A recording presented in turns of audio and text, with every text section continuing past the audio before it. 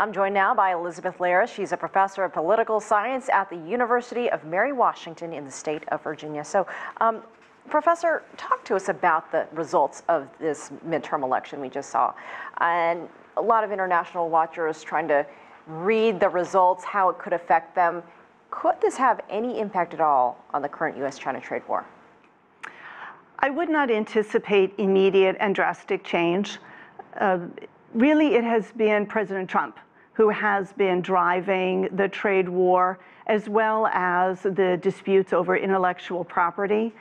Congress has not been a major actor in the trade war, to this point. Historically, it's the executive branch that drives the issues on trade, and Trump is still president. Nothing has changed there. He's still in his role. He seems very confident of continuing current policies. We saw the press conference this morning that he had after the elections, where you could tell he wasn't humbled, right? He was talking about a victory, focusing very much on advances in the Senate, and also making the point that this great blue wave really evaporated. It became more of a blue trickle, I suppose, than a big wave. And so he's still feeling pretty confident. And so I think that he will continue the policies that we have seen so far. We did see a lot of rhetoric from him on China leading up to the election. Was that purely political? Could we see some of that die down now that the midterms are over? No, I would not underestimate his promises and his dedication to sticking to his campaign promises. We have seen, everything from pulling the U.S. out of the Paris Climate Agreement, the Iran nuclear, sanctions are back on. There have been a number of things, immigration, that he has held fast to. So I would think that he would hold fast to trade, and then again, the IPE disputes are pretty big. Even with the Democrats now having control of the House, I mean, could he get wrapped up? Could there be more gridlock in Congress, leading to maybe less time on international issues? Sure. Yeah, definitely anticipate more gridlock. If Beijing is looking to the Democrats to come to Trump and say, drop the tariffs, stop the trade war, I would say to Beijing, don't anticipate that too fast. Because historically, the Democrats have been protectionist on trade. And of course, one of their big constituencies, their base, is unions.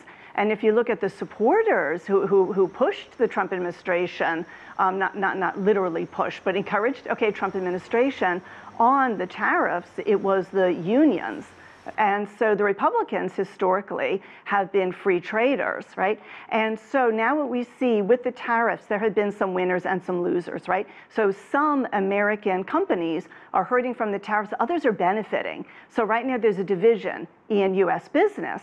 So if U.S. businesses came together then and went to the Democrats, and then the Democrats went to Trump and said, okay, we got to do something about this tariffs, only then, I think, would you see a significant shift in policy in the White House. What about this face-to-face meeting that everyone is anticipating later this month at the G20 between Trump and Xi? Could we possibly see any kind of reset or recalibration on the status of this relationship? That all depends, right?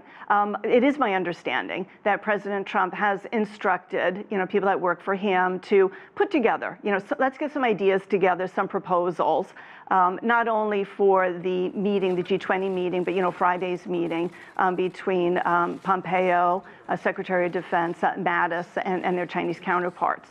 So there definitely is like some talk about talks, right?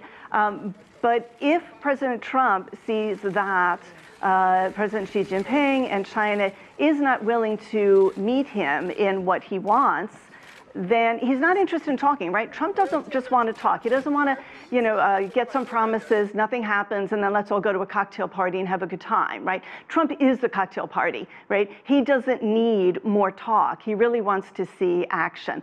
So unless, Xi Jinping is going to come with some real action, I don't anticipate that we will see change in Trump's policies. At a meeting coming up very soon, Professor Larus, thank you for joining us. You're welcome.